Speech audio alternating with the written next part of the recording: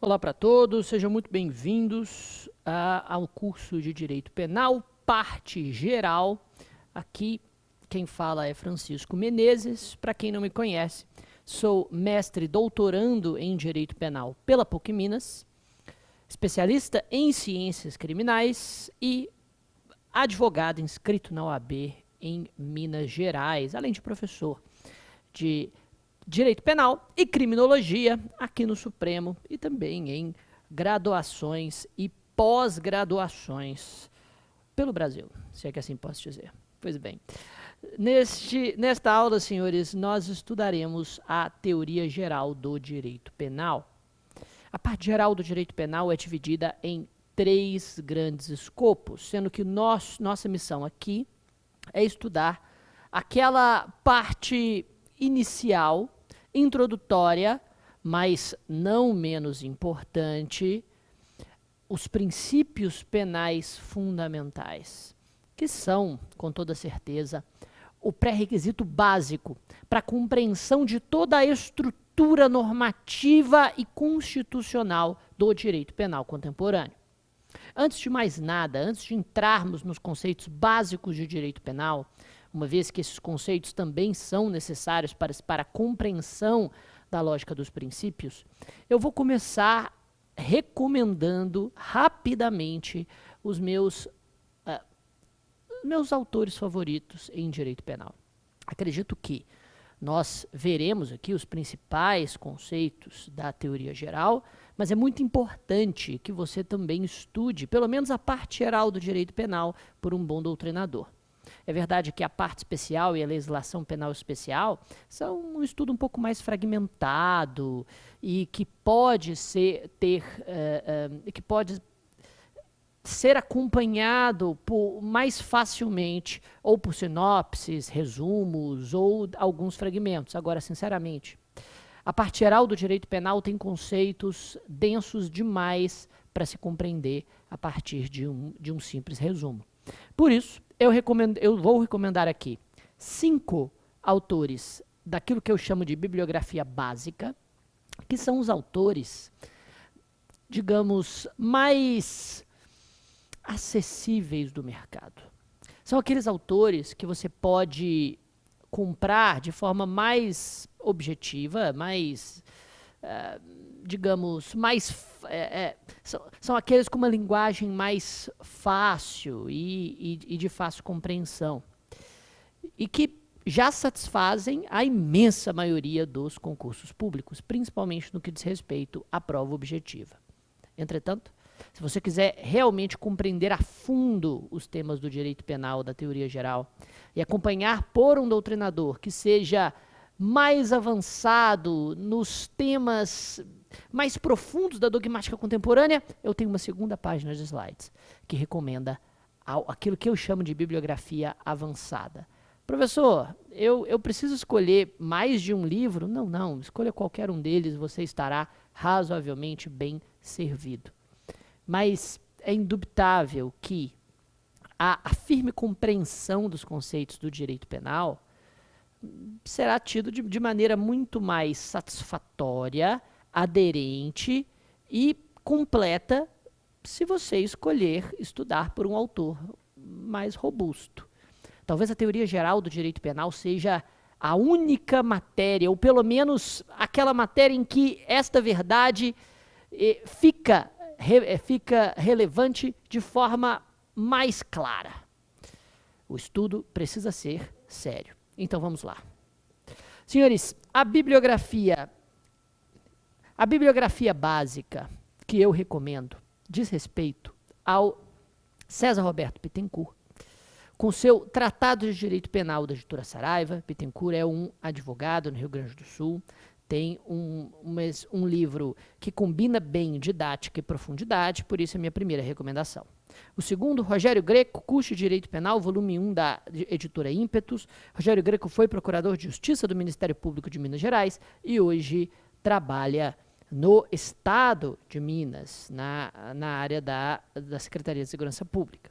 Rogério Sanches Cunha, com seu Manual de Direito Penal, volume 1 da Juspodium, é promotor de justiça do Estado de São Paulo e escreve para o público concurseiro, por assim dizer, há alguns anos, e tem um dos livros mais acessíveis em termos de linguagem e didática do mercado.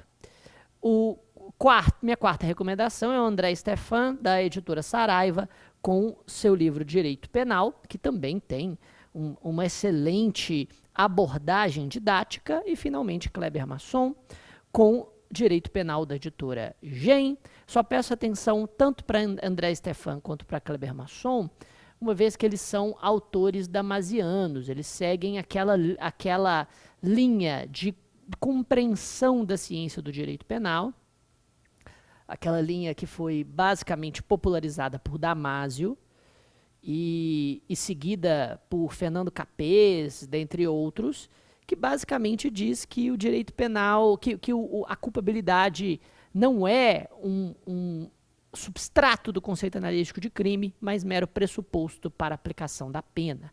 E esse entendimento não só não possui penetração em boa parte da academia brasileira, como não tem nenhum tipo de respeito lá fora, por assim dizer. Em concursos públicos, você simplesmente não deve abordar essa linha, a não ser que um dia você faça concursos para São Paulo com uma banca que declaradamente segue esta visão do direito penal. Pois bem, agora vamos à minha bibliografia avançada. Esses 3 autores são, na minha opinião, os melhores do Brasil em direito penal, mas com todo respeito aos primeiros, aos da primeira página, e com toda certeza César Roberto Bittencourt talvez devesse estar nessa e não na primeira, mas realmente não há comparação entre esses autores, a profundidade, a completude, a técnica, a cientificidade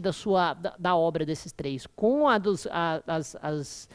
em comparação com os autores da bibliografia básica, não tem como comparar. Primeiro é Juarez Cirino dos Santos, com seu curso de Direito Penal, da editora Tirã. Juarez Cirino foi professor da Universidade Federal do Paraná e tem um dos livros mais profundos e mais completos do mercado, ele que traduz diretamente a doutrina alemã.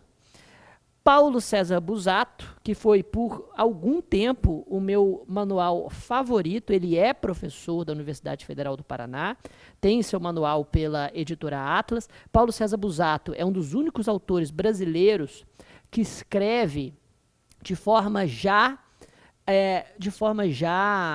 a adaptar a dogmática jurídico-penal brasileira, a chamada teoria da ação significativa, que é o próximo passo da teoria do delito, que é a teoria pós-funcionalista, criada por Vives Anton na Espanha, que provavelmente substituirá a matriz de compreensão dos substratos do conceito de crime.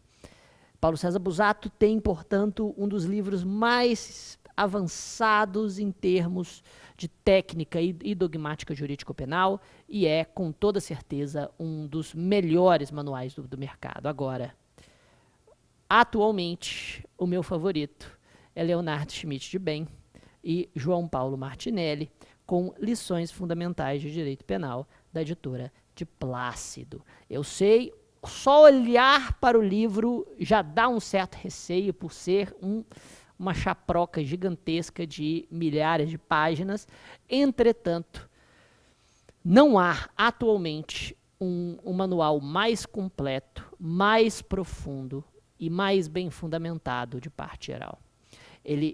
Schmidt de Bem entende com muita profundidade institutos como a teoria da imputação objetiva, toda a evolução dogmática da culpabilidade, a evolução das teorias da conduta e dos sistemas de compreensão da teoria do crime, além de ter um excelente capítulo de teoria da pena. Enfim, na minha opinião, esse é o melhor livro do mercado hoje.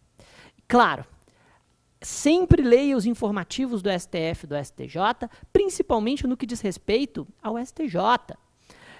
Já que boa parte das interpretações acerca da aplicabilidade da lei federal vem desta corte. Não se esqueça sempre de que o direito penal se divide na teoria da norma, na teoria do crime e na teoria da pena, pelo menos no que diz respeito à parte geral. A teoria da norma diz respeito a princípios básicos para compreensão e para nortear a aplicação da lei penal, no tempo, no espaço e com relação às pessoas.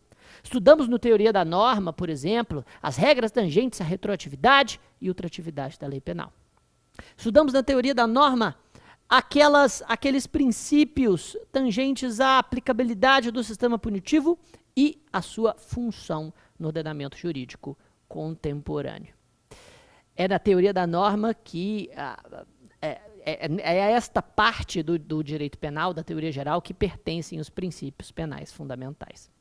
No que diz respeito à teoria do crime, temos no artigo 13 a 31 do Código Penal a descrição de institutos como o fato típico,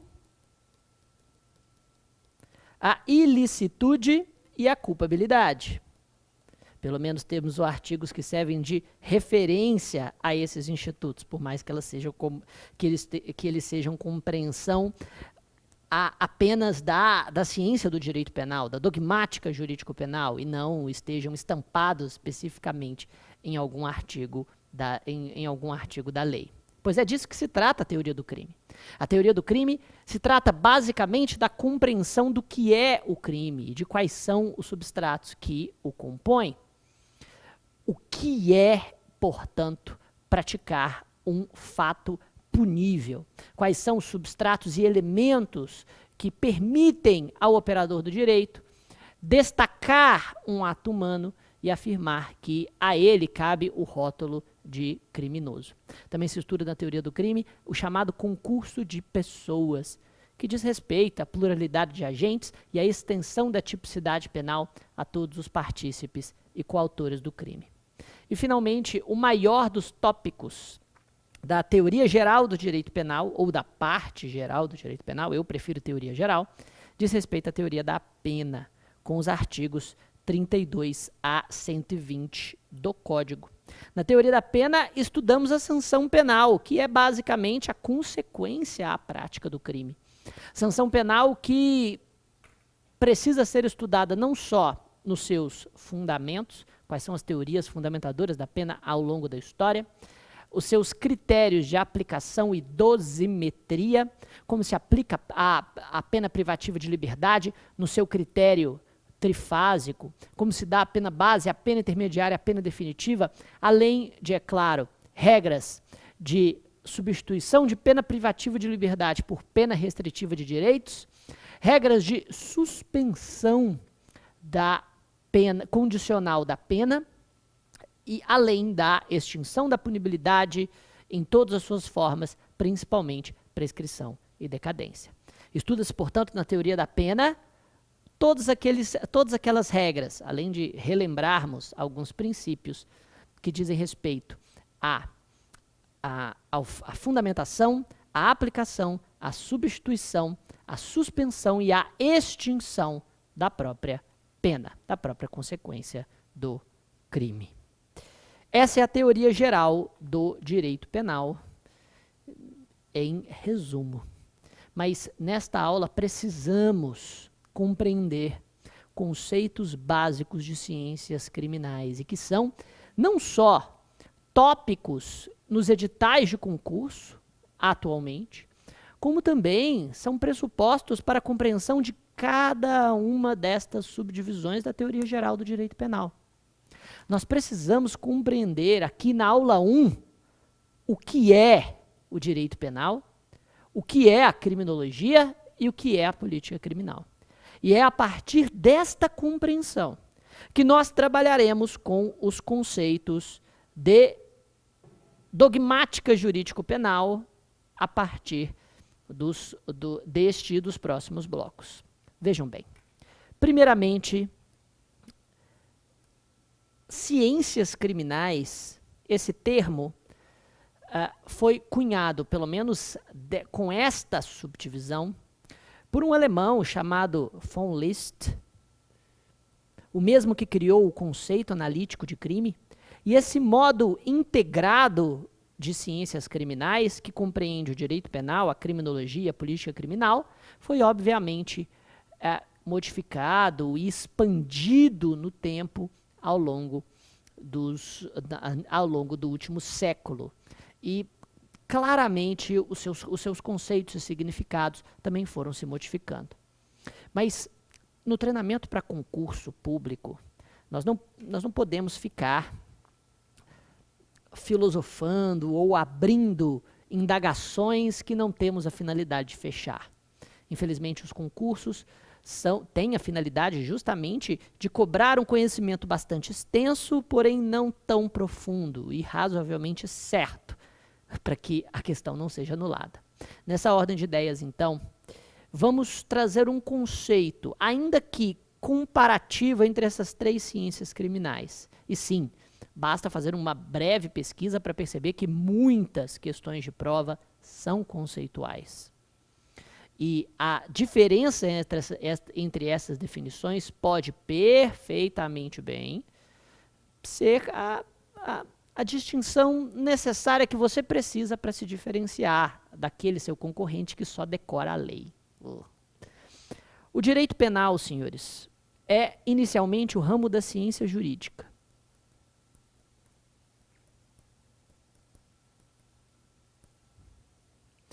Falar que o direito penal é um ramo da ciência jurídica já é dizer muito. Porque isso diferencia das chamadas ciências naturais. O direito penal não tem a finalidade, portanto, de observar a realidade para deduzir de um fenômeno natural uma lei universal que rege a natureza. Não. O direito penal é o ramo da ciência jurídica no sentido de que ele é uma ciência social aplicada. Ele tem a finalidade de observar a realidade para saber se ela está subsumida a um modelo normativo, para se deduzir a partir desta subsunção consequências jurídicas, consequências tangentes ao nascimento, à modificação, à extinção de direitos, ou mais especificamente, para a aplicação de sanções jurídicas que, neste ramo do direito, compreendem verdadeira violência institucionalizada.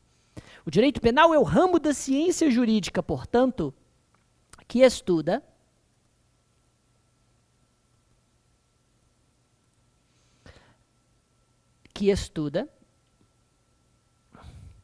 as normas tangentes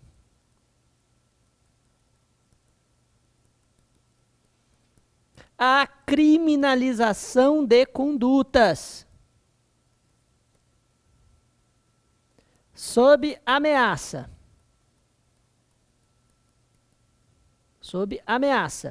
de pena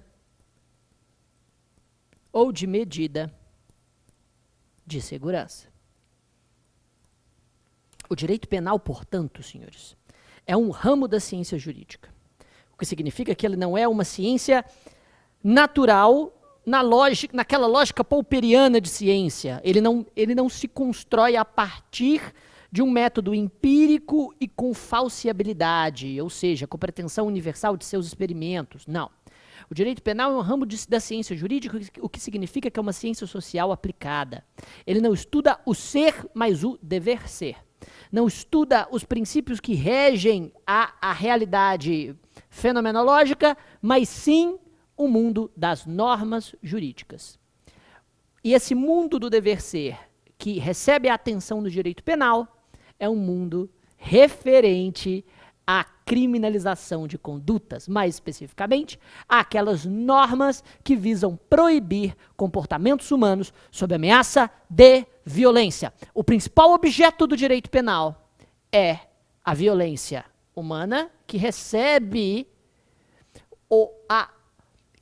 a incidência da norma incriminadora sob pena de violência estatal. A violência institucionalizada, portanto, é o mote do estudo do direito penal.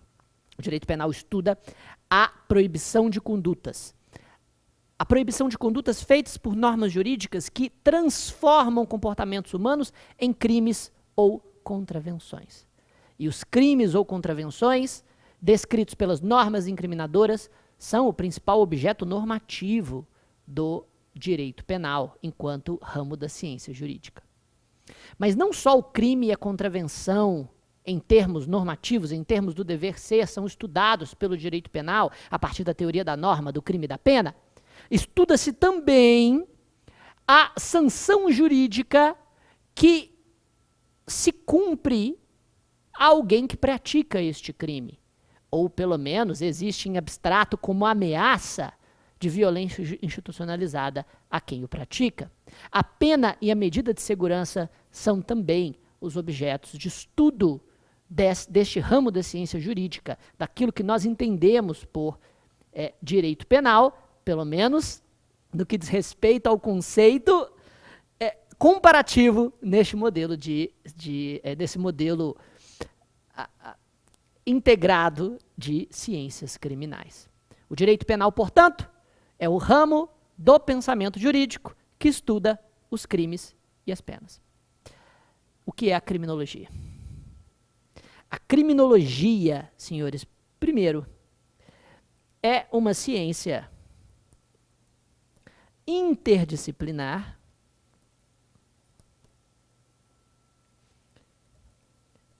de método empírico indutivo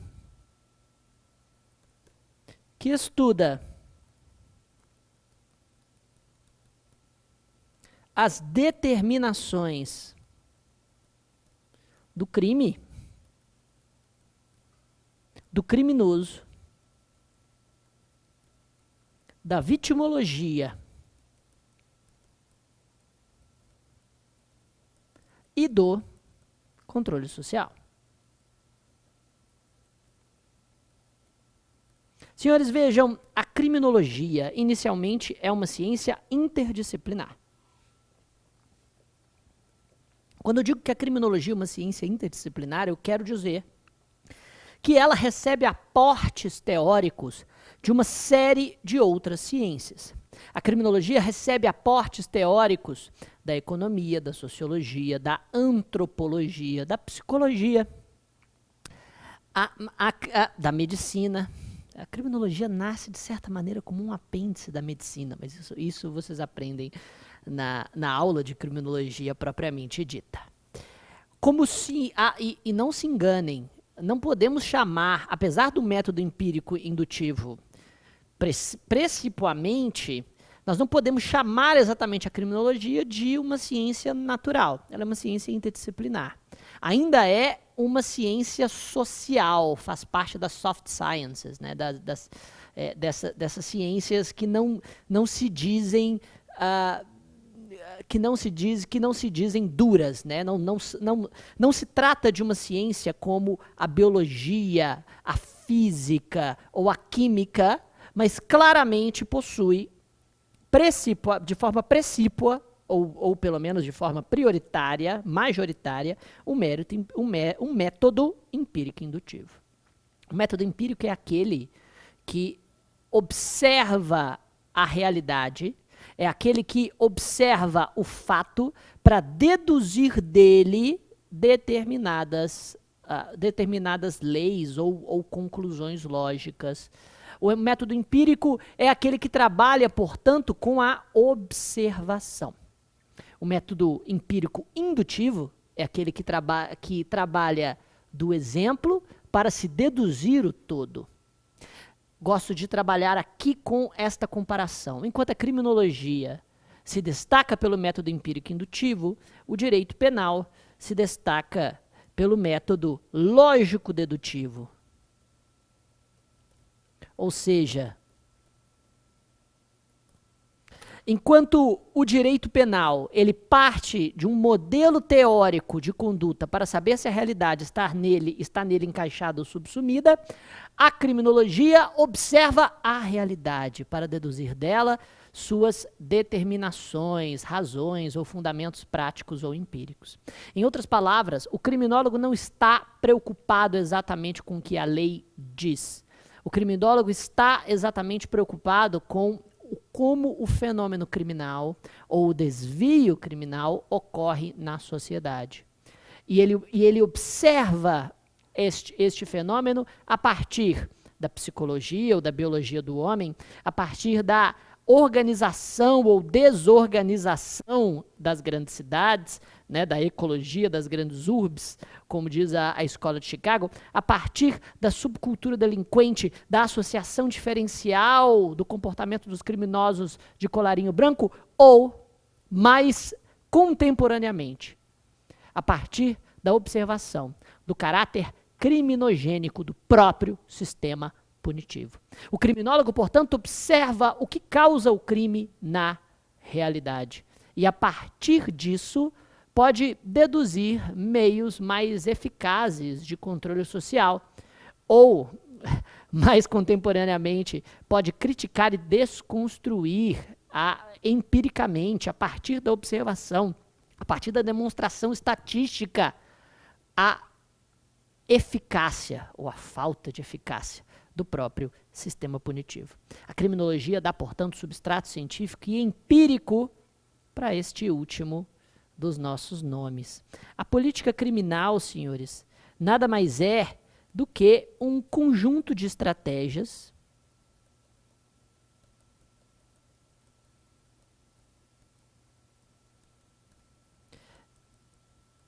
empregadas pelo Estado para prevenir,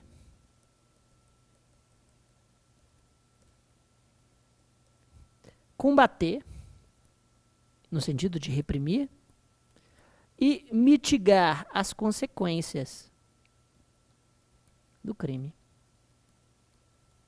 O que nós temos, portanto, na política criminal é um conjunto de estratégias. Alguns autores afirmam que a política criminal é uma ciência autônoma, mas essa conclusão não é nem unânime e nem majoritária. A política criminal depende do substrato empírico da criminologia. A criminologia dá substrato científico à política criminal, que, portanto, transforma esse substrato científico em meios de combate, prevenção e, é claro, mitigação das consequências do crime. A política criminal passa desde políticas públicas aparentemente inofensivas, como a revitalização de praças e a instalação de iluminação pública, que pode prevenir a criminalidade patrimonial urbana nas grandes cidades, estatisticamente, quanto também a criação e o endurecimento da própria pena criminal. Indubitavelmente, o direito penal é um dos braços da política criminal. O direito penal é o braço armado da política criminal. E em um meio integrado de ciências criminais, a criminologia vai buscar o substrato empírico-teórico para que a política criminal possa deduzir formas eficazes de combate, mitigação, repressão e, é claro, mitigação das consequências do crime. E o direito penal é nada mais do que uma dessas formas. O braço armado é jurídico. E, portanto, o direito penal se coloca, nesse sentido, como uma ciência jurídica que estuda normativamente uma dessas medidas de política criminal. Agora, eu não poderia terminar esse bloco sem dar um zoom, para utilizar uma linguagem mais descolada, professor, essa é a sua linguagem descolada, pelo amor de Deus, não, presta atenção aqui. Vamos dar um zoom no conceito de direito penal. Porque quando comparativamente falamos que o direito penal é um ramo da ciência jurídica que se diferencia da criminologia e que se diferencia da política criminal, ainda estamos deixando de fora desse conceito uma série de signos que a eles pertencem. Sim, porque Eugênio Raul Zaffaroni afirma que o termo direito penal pode se referir a várias coisas ao mesmo tempo. A expressão direito penal pode simbolizar o conjunto de normas, o poder, dever de punir, ou ainda a própria ciência jurídica e os seus desdobramentos teóricos. Quando falamos assim, o direito penal deixou de punir o adultério, o que nós estamos afirmando? Estamos afirmando que a legislação penal não mais contempla este crime. E por isso, nessa primeira definição, estamos nos referindo ao direito penal objetivo. Direito penal objetivo tem como sinônimo a legislação penal, ou seja, o conjunto de normas positivadas que regem os crimes e as penas. Entretanto, quando nós afirmamos o direito penal não chega à criminalidade dos poderosos, estamos falando de legislação penal? É evidente que não. Existem incontáveis tipos penais que criminalizam a criminalidade dos poderosos, desde um extenso título de crimes contra a administração pública, até crimes contra a ordem econômico-financeira, crimes contra a ordem tributária, crimes contra a relação de consumo, crimes contra a relação de trabalho. Entretanto, estatisticamente, dos mais de 1.800 tipos penais, a nossa população carcerária está presa em todos os 3 regimes, normalmente por 8 ou 9 crimes. Crimes que, em sua imensa maioria, são praticados por pessoas pobres. Por quê? Porque o direito penal não chega na criminalidade dos poderosos? Não é essa pergunta que eu quero responder. Estamos aqui numa aula quase que de gramática dos conceitos básicos. Nesta frase, direito penal vem no sentido de legislação penal? É claro que não. Direito penal, nesta frase, é o direito penal subjetivo. Direito penal subjetivo, senhores, nada mais é do que o poder dever de punir, do que o próprio ius puniendi, que é corporificado, que é personalizado, consubstanciado pelas agências encarregadas da persecução penal. Persecução penal que começa na investigação e, portanto, as agências encarregadas da persecução penal são as polícias civis, militares, federais, mas também os órgãos que são responsáveis por manejar a ação penal e, por isso, o Ministério Público e também os órgãos jurídicos responsáveis por aplicá-la e executá-la, e, portanto, o judiciário.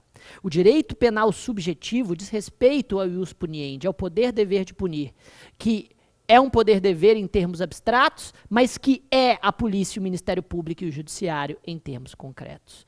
E, finalmente, chegamos no único conceito que realmente será desenvolvido por nós nas próximas horas, a dogmática jurídico-penal.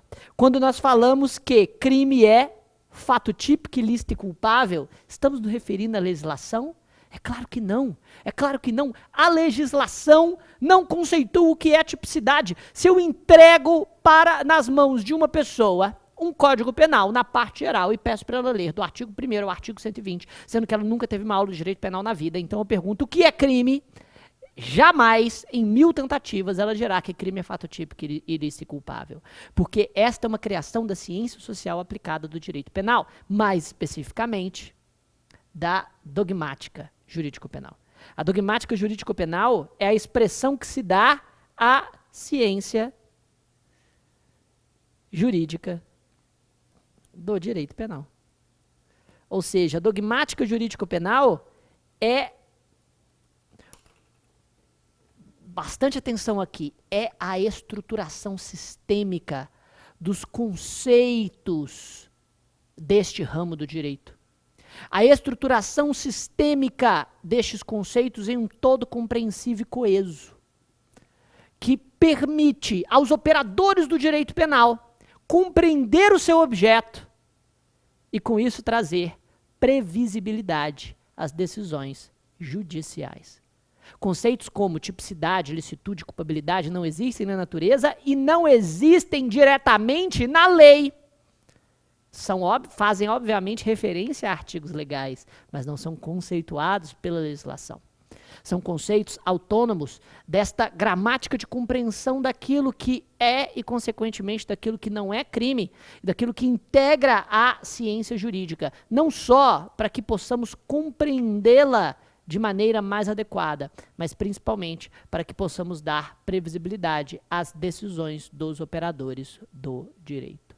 A dogmática jurídico-penal é a ciência social aplicada do direito penal. E seus conceitos serão estudados por nós a partir de agora. Um abraço, até o próximo bloco.